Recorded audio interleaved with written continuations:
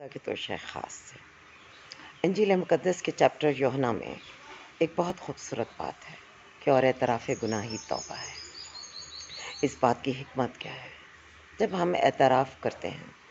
کہ ہم سے کوئی غلطی ہوئی، ہم یہاں پر کسی کا دل دکھانے کی وجہ بنے، ہم فلاں معاملے میں قصوروار ہیں، تو اس اعتراف کے ساتھ دراصل ہم اعتراف کر رہے ہوتے ہیں کہ دیکھیے ہم میں اپنی غلطی کا ادراک ہو گیا اور اب ہم توبہ اور تلافی کے لیے تیار ہیں۔ اس رویے سے ہمیں ایک اخلاقی سبق یہ بھی ملتا ہے کہ انسانی سطح پر ہمارے اس رویے سے نہ صرف مخلوق کی بہتری ہوتی ہے بلکہ ہمارے اندر کی جو پیوریفیکیشن ہے وہ بھی ہو رہی ہوتی ہے۔ زندگی میں ویسے بھی یہ بے حد ضروری ہے کہ ہم اپنے اعمال کی کمپلیٹ آنرشپ لیں۔ ہم جس طرح سے اپنی جیت کو سیلیبریٹ کرنا چاہتے ہیں،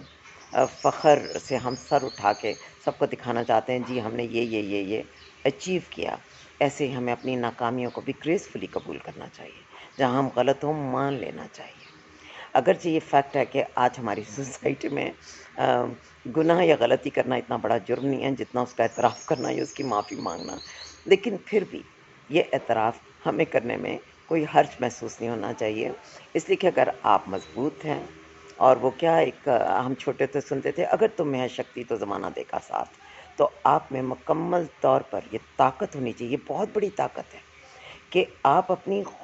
کامیابیوں کو اللہ کا تحفہ سمجھیں اور آپ اپنی ناکامیوں اور اپنی غلطیوں اور اپنی کوتاہیوں کا اعتراف کرنا سیکھ سکیں اور آپ اپنی ان تمام منفی چیزوں کے لیے معافی مانگ سکیں۔ ایون اللہ پاک اگر آپ کو اس سے بھی بلند منصب دے تو آپ توبہ بما تلافی کیجیے تاکہ لوگوں کے دل دھل جائیں آپ سے۔